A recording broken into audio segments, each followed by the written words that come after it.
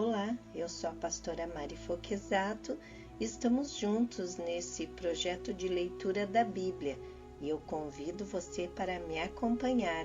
Se você ainda não é inscrito no canal, inscreva-se, toque no sininho e escolha a opção todas para que sempre que eu poste um vídeo novo você receba.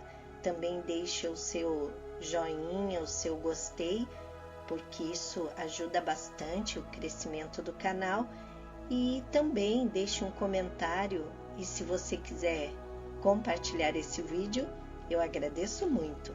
Vamos iniciar a leitura de hoje? 1 Samuel capítulo 4. Os filisteus tomam a arca. Nessa época, os israelitas saíram à guerra contra os filisteus. Eles acamparam em Ebenezer e os filisteus em Afeque. Os filisteus dispuseram suas forças em linha para enfrentar Israel e, intensificando-se o combate, Israel foi derrotado pelos filisteus, que mataram cerca de 4.000 deles no campo de batalha. Quando os soldados voltaram ao acampamento, as autoridades de Israel perguntaram: por que o Senhor deixou que os filisteus nos derrotassem? E acrescentaram: vamos a Siló buscar a arca da aliança do Senhor, para que ele vá conosco e nos salve das mãos dos nossos inimigos. Então mandaram trazer de Siló a arca da aliança do Senhor dos Exércitos, que tem o seu trono entre os querubins. E os 2 filhos de Eli, Ofni e Finéias, acompanharam a arca da aliança do Senhor. Quando a arca da aliança do Senhor entrou no acampamento, todos os israelitas gritaram tão alto que o chão estremeceu. Os filisteus, ouvindo os gritos, perguntaram: o que significam todos esses gritos no acampamento dos hebreus? Quando souberam que a arca do Senhor viera para o acampamento, os filisteus ficaram com medo e disseram: deuses chegaram ao acampamento, ai de nós! Nunca nos aconteceu uma coisa dessas. Ai de nós! Quem nos livrará das mãos desses deuses poderosos? São os deuses que feriram os egípcios com toda espécie de pragas no deserto. Sejam fortes, filisteus, sejam homens, ou vocês se tornarão escravos dos hebreus, assim como eles foram escravos de vocês. Sejam homens e lutem. Então os filisteus lutaram e Israel foi derrotado. Cada homem fugiu para sua tenda. O massacre foi muito grande. Israel perdeu 30.000 homens de infantaria. A arca de Deus foi tomada e os 2 filhos de Eli, Ofni e Finéias, morreram. A morte de Eli. Naquele mesmo dia, um benjamita correu da linha de batalha até Siló, com as roupas rasgadas e terra na cabeça.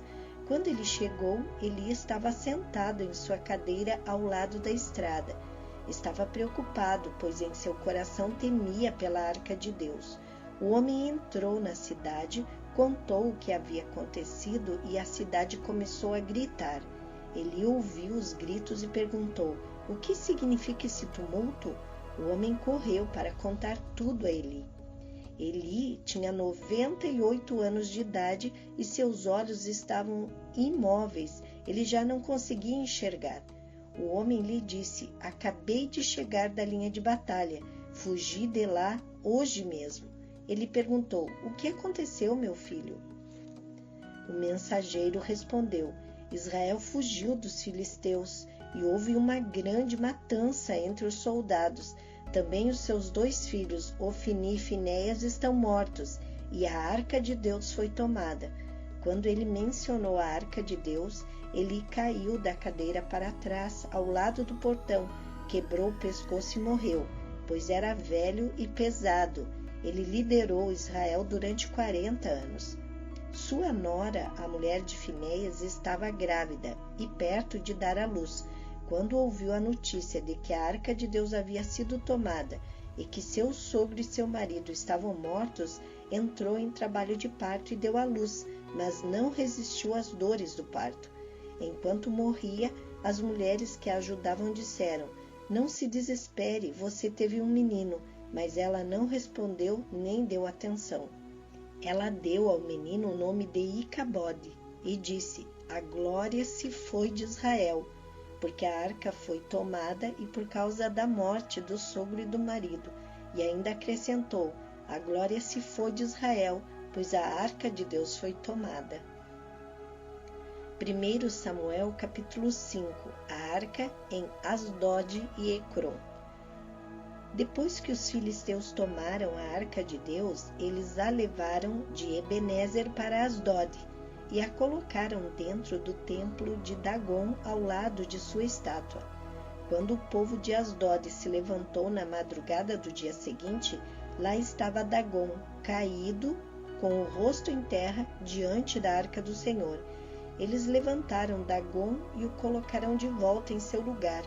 Mas, na manhã seguinte, quando se levantaram de madrugada, lá estava Dagon caído, com o rosto em terra, diante da arca do Senhor.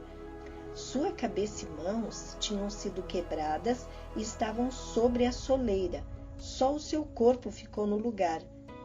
Por isso, até hoje, os sacerdotes de Dagon e todos os que entram em seu templo em Asdod não pisam na soleira. Depois disso, a mão do Senhor pesou sobre o povo de Asdod e dos arredores, trazendo devastação sobre eles e afligindo-os com tumores. Quando os homens de Asdod viram o que estava acontecendo, disseram: a arca do Deus de Israel não deve ficar aqui conosco, pois a mão dele pesa sobre nós e sobre nosso Deus Dagon. Então reuniram todos os governantes dos filisteus e lhes perguntaram: o que faremos com a arca do Deus de Israel? Eles responderam: levem a arca do Deus de Israel para Gate. E então levaram a arca do Deus de Israel. Mas quando a arca chegou, a mão do Senhor castigou aquela cidade e lhe trouxe grande pânico. Ele afligiu o povo da cidade, jovens e velhos, com uma epidemia de tumores. Então enviaram a arca de Deus para Ecrom. Quando a arca de Deus estava entrando na cidade de Ecrom, o povo começou a gritar: eles trouxeram a arca do Deus de Israel para cá, a fim de matar a nós e ao nosso povo. Então reuniram todos os governantes dos filisteus e disseram: levem embora a arca do Deus de Israel, que ela volte ao seu lugar. Caso contrário, ela matará a nós e ao nosso povo. Pois havia pânico mortal em toda a cidade. A mão de Deus pesava muito sobre ela. Aqueles que não morreram foram afligidos com tumores, e o clamor da cidade subiu até o céu.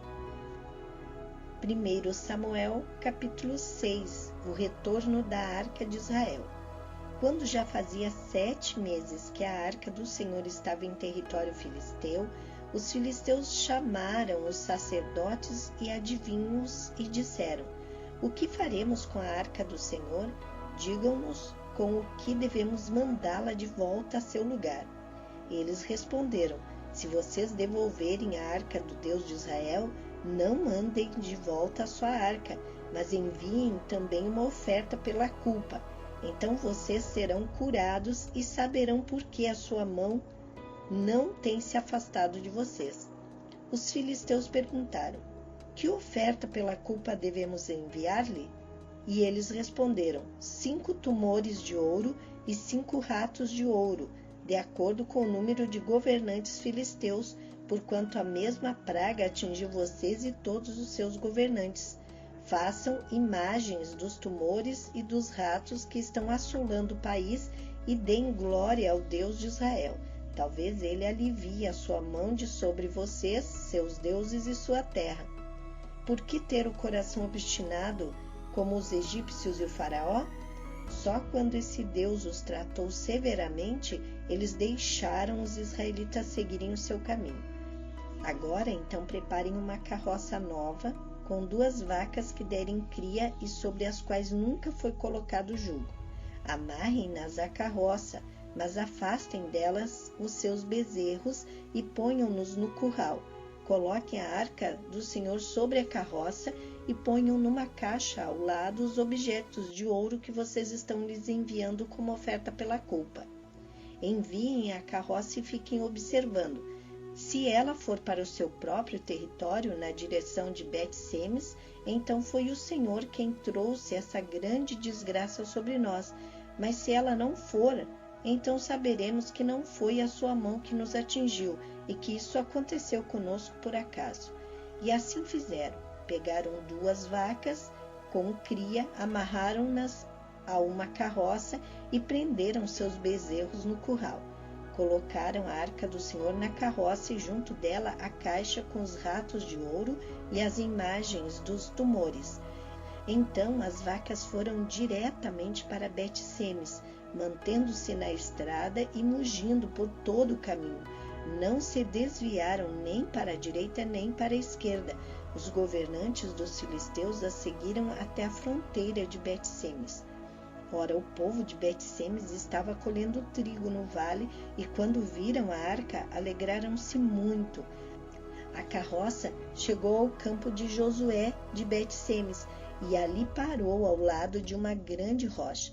Então cortaram a madeira da carroça e ofereceram as vacas como holocausto ao Senhor. Os levitas tinham descido a arca do Senhor e a caixa com os objetos de couro e as tinham colocado sobre a grande rocha. Naquele dia, o povo de Bet-Semes ofereceu holocaustos e sacrifícios ao Senhor. Os 5 governantes dos filisteus viram tudo isso e voltaram naquele mesmo dia a Ecrom.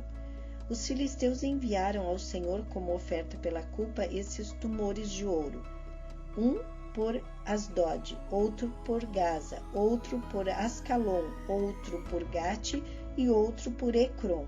O número dos ratos de ouro foi conforme o número das cidades filisteias, que pertenciam aos 5 governantes, tanto as cidades fortificadas como os povoados do campo. A grande rocha sobre a qual puseram a arca do Senhor é até hoje uma testemunha no campo de Josué de Bet-Semes. O Senhor, contudo, feriu alguns dos homens de Bet-Semes, matando 70 deles por terem olhado para dentro da arca do Senhor. O povo chorou por causa da grande matança que o Senhor fizera, e os homens de Bet-Semes perguntaram: quem pode permanecer na presença do Senhor, esse Deus santo? A quem enviaremos a arca para que ele se afaste de nós? Então enviaram mensageiros ao povo de Quiriate-Jearim, dizendo: os filisteus devolveram a arca do Senhor, venham e levem-na para vocês. Os homens de Quiriate-Jearim vieram para levar a arca do Senhor. Eles a levaram para a casa de Abinadab na colina e consagraram seu filho Eleazar para guardar a arca do Senhor. Amém. Terminamos aqui a leitura de hoje e amanhã continuaremos com o livro de 1 Samuel. Tenha um dia vitorioso. Deus abençoe sua vida.